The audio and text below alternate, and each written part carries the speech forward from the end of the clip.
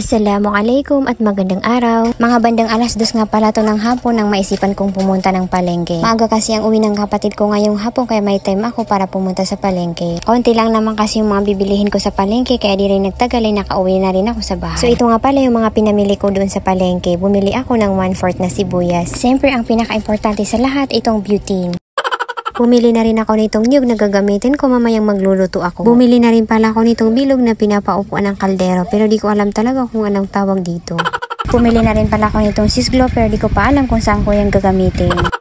Ito namang garter, matagal ko nang gustong bumili niyan kaso lagi kong nakakalimutan. Buti na nga lang hindi ko to nakalimutan ngayon. Ubos na rin yung dishwashing liquid namin kaya ito bumili ako ng panibago. Pauwi na sana ako kanina nito nang madaanan ko itong kalabasa kaya yan kumuha ko na isang buong kalabasa. Mayroon din akong biniling tinapay na isasahog ko doon sa gagawin ko mamaya na siyantan. Tapos ito namang pinakahuli itong slipper ni baby. Ito ang dahilan kaya ako ngayon pumunta ng palengke. Marunong na kasi siya magsuot ng mga ganitong slipper. Alas 5 na naman ang hapon ng mga oras na yun at wala na naman kaming ilaw. Kapag ganitong walang ilaw talaga ay sobrang nakakatamad magluto. Bale ito nga palang guyabano ang tinutukoy ko na gagawin kong siyantan. Di ko alam kung familiar kayo sa ganitong klaseng merienda. Nung bata pa ako na nakatira kami sa probinsya ay madalas kami gumagawa ng siyantan na guyabano. Doon kasi sa labas ng bahay namin ay may nakatanim na guyabano na hitik sa bunga. Bukod pa doon ay malalaki at matataba yung bunga ng guyabanong yun. At sa paglipas ng panahon ay unti-unti na rin tumatanda yung guyabano kaya ang nangyari ay namatay na siya ngayon. So ayun na nga, balik muna tayo dito sa siyantan na ginagawa ko. Sa paggawa nga pala ng siyantan ay hindi natin pwedeng ihalo dyan yung buto ng guyabano kaya ang gagawin natin ay tatanggalin natin yan. Pero kung gusto niyo naman isama yung buto ng guyabano ay walang problema.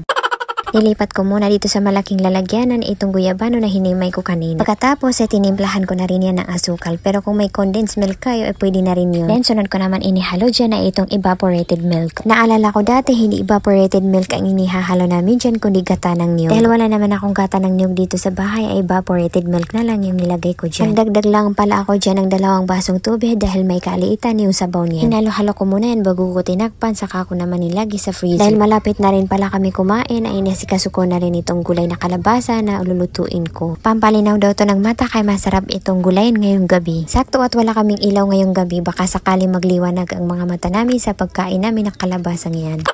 Ganito nga pala ako magluto ng kalabasa. Pinapalambot ko muna yung kalabasa. Lalahukan ko nga pala ng pechay itong kalabasa. Masarap kasi ang gulay na kalabasa lalo na kapag may lahok itong pechay. Yun ay sarili ko lamang opinion.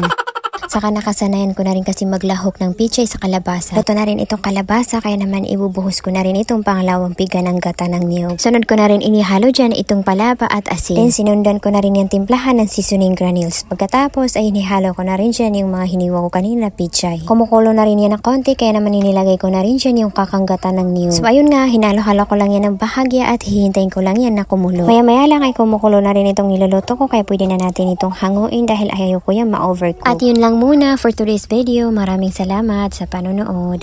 Bye!